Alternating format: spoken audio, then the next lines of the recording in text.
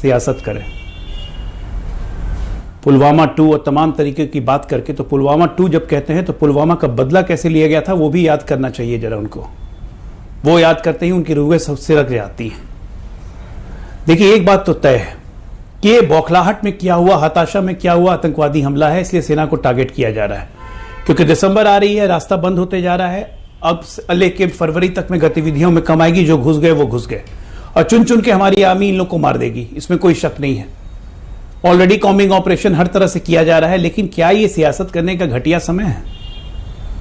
आज जब हर देशवासी के मन में क्रोध उबल रहा है, एक दुख का भाव है। बिहार के नवादा के चंदन की आप बात कर रहे थे, उनके परिवारों पे क्या बीत रही होगी, तो एक सांत्वना के स्वर, एक उनके कंधे पे हाथ रख के उनको संबल देने का समय है कि यह सियासत करने का समय है?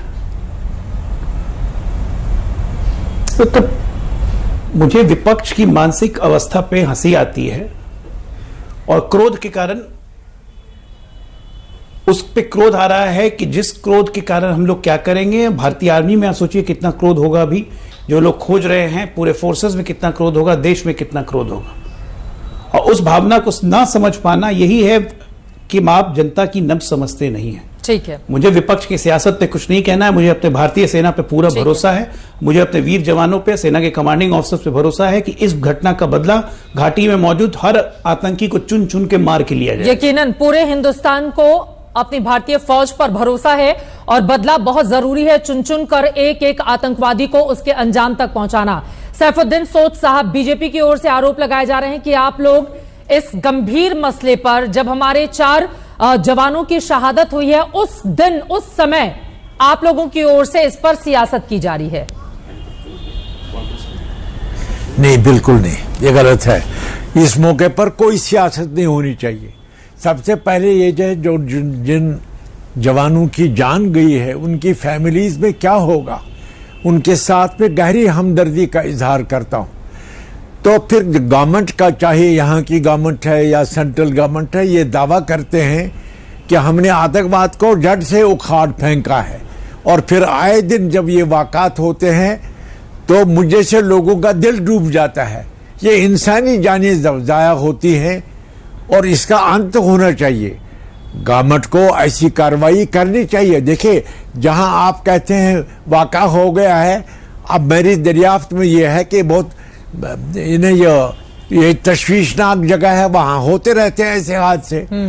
तो गवर्नमेंट का ये दावा है कि हमने काबू कर लिया है, फिर ये वाक़ात जब होते हैं तो उस वक़्त गवर्नमेंट की पोजीशन क्या रह जाती है। लेकिन इंसानी हमदर्दी जो है, जिन खानदानों पे यह आफत गुजरी है, उनके साथ गहरी हमदर्दी का इजहार मैं करता हूं, और गवर्नमेंट से ये कहता हूं, आपने जो दावा किया है उसके मुताबिक काम कीजिए। आपको पता है किस नुकड़ पर क्या चीज है। जम्मू कश्मीर में कौन सा इलाका ज्यादा खतरनाक है, तो वहां आप सुरक्षा बढ़ाइए। आप ये दावा जो करते हैं कि हमने काबू पा लिया है, उसमें और दिलचस्पी लेकर सारी कौम को, सारी नेशन को बताए कि हम ऐसा नहीं होने देंगे, और आए दिन ऐसे वाक़ात होते रहते हैं। ये बात है। बोलिए अजय आलोक जी। वो कह रहे हैं जो आपका दावा है, उस दावे का दम तो नहीं दिखाई दे रहा है मौजूदा वक्त में। दिनकर की एक कविता है, इनको सुननी चाहिए। धक धक रही है अग्नि, हृदय में हमारे ज्वाला है। धक धक रही है अग्नि, हृदय में हमारे ज्वाला है। फुफकार नहीं स्वीकार हमें, हमने विषधर को पाला है। तो इस तरह से जो फुफकारेंगे ना, उनका फन कुचल दिया जाएगा। और काबू पाना और आतंकवाद के खात्मे होने में जमीन आसमान का अंतर है। सोच साहब इस बात को समझते होंगे। 370 खत्म होने के बाद जो आज फारूक अब्दुल्ला साहब कह रहे थे कि क्या आतंकवाद खत्म हो गया, बंदूकें हटा लो, पत्थरबाजी शुरू हो जाएगी घाटी में, क्या सोच साहब फारूक अब्दुल्ला जी की बात से इत्तेफाक रखते हैं? ऐसे विषधर जो फुफकारेंगे ना, तो उनका फन कुचला जाएगा। और फन हम कुचलेंगे क्योंकि ये पाकिस्तान परस्त हैं, ये चीन परस्त हैं। काबू में करने का मतलब होता है कि आतंकी घटनाओं में कमी आई है कि नहीं। आप हाँ या ना में बताइए। जितने बच्चे हमारे इन्फिल्ट्रेशन के लिए मिलिटेंसी में भर्ती होने जाते थे बॉर्डर क्रॉस करके, उसमें लगभग कमी आई है कि नहीं, आप हमें बताइए। कश्मीर का एक माहौल बदला है कि नहीं? कश्मीर में आज बिजनेस लाइक वातावरण बन रहा है कि नहीं? वैली में श्रीनगर में एम्प्लॉयमेंट लोगों की बढ़ी है कि नहीं, IIT एम्स खुले हैं कि नहीं, तमाम लोगों को उनके हक अधिकार मिल रहे हैं या नहीं मिल रहे हैं। माहौल ऐसे बदलता है, आतंकी घटनाओं में कमी ऐसे आती है, लोगों में जब विश्वास जागता है। विश्वास तो जागता है, लेकिन कुछ सांप हैं जो अभी भी फुफकार रहे हैं। ये फुफकार बर्दाश्त नहीं है हमें, और इस तरह की घटनाएं जब भी होंगी सोच साहब, हर हिंदुस्तानी के दिल में ज्वाला जलेगी और विषधरों का सर कुचला जाएगा। जहां तक रही कंट्रोल करने की बात, मैं दावे के साथ कह सकता हूं, किसी भी आंकड़े के साथ आप लेके बैठ जाइए, किसी भी फ्रंट इंडाइसिस पे, चाहे वो सोशल इंडाइसिस हो, हेल्थ इंडाइसिस हो, इकोनॉमिक इंडाइसिस हो, सिक्योरिटी इंडाइसिस हो, किसी भी इंडाइसिस पे आप लेके बैठिए, आप खुद बोलेंगे कि 2019 के बाद आज 2023 में मामले में जमीन आसमान का फर्क आ चुका है। सैफुद्दीन सोच खत्म साहब, करना हमारा उद्देश्य, उनकी बातों पर आप कंट्रोल जवाब दीजिए।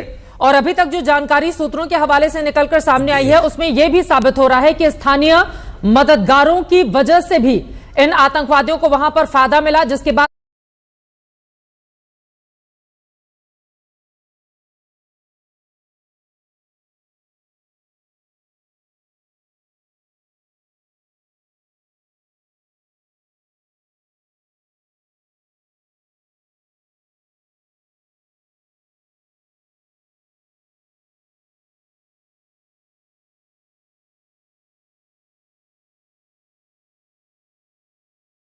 घात लगाकर हमले करने में कामयाब रहे।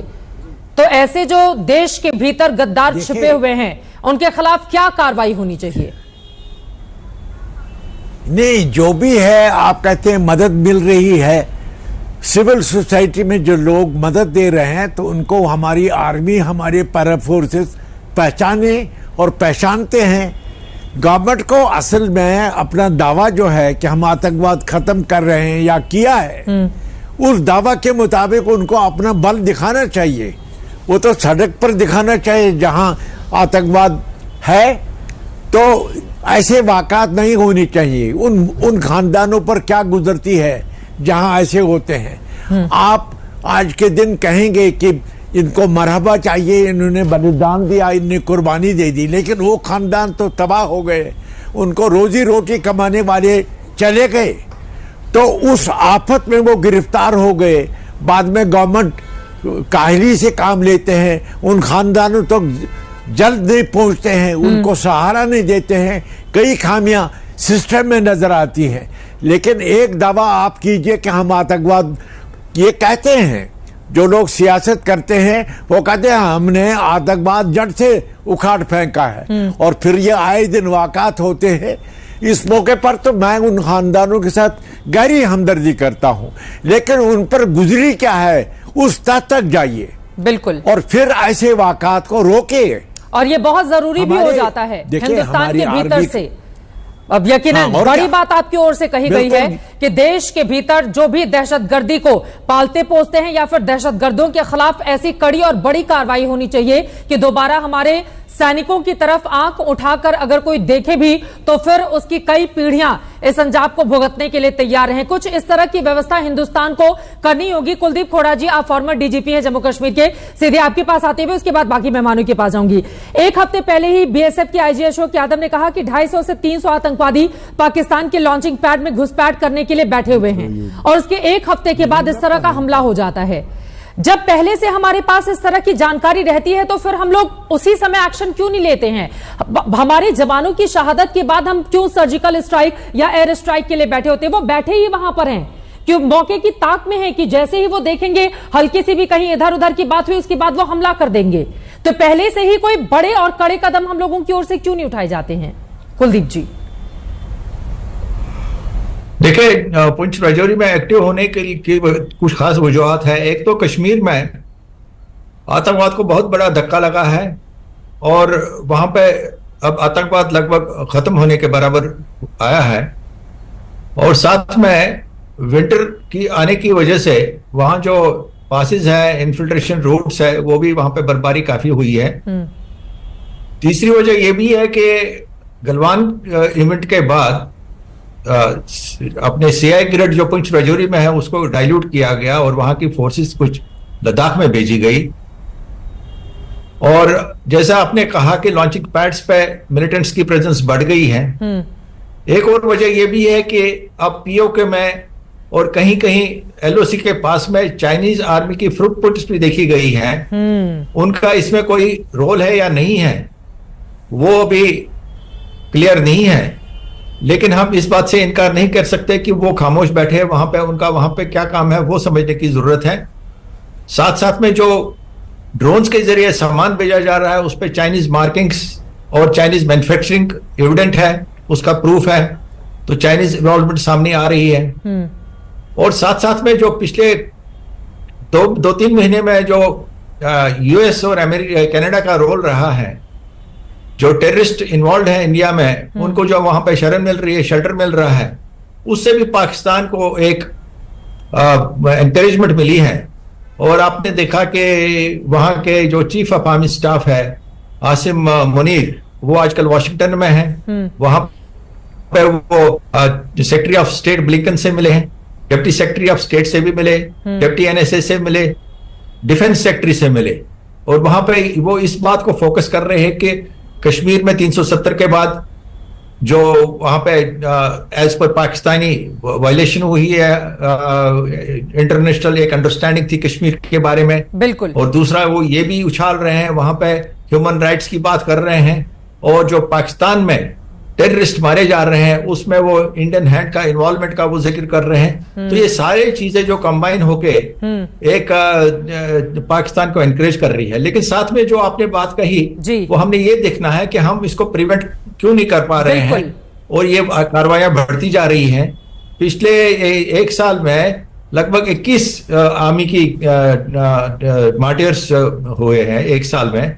ये अपने आप में एक बहुत ज्यादा तादाद है, ये बेहद दुर्भाग्यपूर्ण है। इसको कैसे रोका जाए और पाकिस्तान में बैठे जो आतंकवादी हैं उनका परमानेंट इलाज कैसे किया जाए, कई ऐसे सवाल हैं जिसको लेकर चर्चा में मैं आगे बढ़ूंगी। लेकिन आतंकवादियों ने अपना रूट किस तरह से चेंज किया है, जल्दी से उसके बारे में अपने दर्शकों को मैं जानकारी देती हूं, उसके बाद बाकी मेहमानों के पास जाऊंगी। हमारे साथ जेडीयू से भी बैठे हुए हैं, कश्मीरी एक्टिविस्ट भी बैठे हुए हैं। क्या वो ग्राफिक्स हम दिखा सकते हैं? जिस तरह की कोशिशें लगातार की जा रही है, यहां पर देखिए हमारे जम्मू डिवीजन में किस तरह से आतंक कश्मीर से अब जम्मू की ओर शिफ्ट हो रहा है। उसके पीछे की बड़ी वजह यह बताई जा रही है कि कश्मीर में 370 हटने के बाद जिस तरह से डेवलपमेंट का काम हुआ है, सिक्योरिटी हुई है, ये बड़े आंकड़े आपको हम दिखा रहे हैं। नागरिकों की किस तरह से मौत हुई है, हालांकि आतंकवादियों को भी उसी तादाद में ढेर किया गया है। ये आंकड़े इस वक्त आपके सामने हैं। आप देख पा रहे हैं कि 2022 के मुकाबले 2023 में बड़ा परिवर्तन हुआ है। 21 आतंकवादियों को तब मारा गया था, अभी 2023 में 29 आतंकवादियों को मार गिराया गया है जम्मू डिवीजन में। और कश्मीर डिवीजन का आप देख रहे हैं 170 2022 में मारे गए थे और 2023 में 56 यहां पर आतंकवादियों को ढेर किया गया है। हालांकि नागरिकों की और जवानों की शहादत का ये जो आंकड़ा है वो यकीनन वो परेशान कर रहा है। लेकिन आप यहां पर देखेंगे इन आंकड़ों को तो कश्मीर से धीरे धीरे घट रहा है और जम्मू में क्या ये आंकड़े बढ़ते हुए चले जा रहे हैं? कम से कम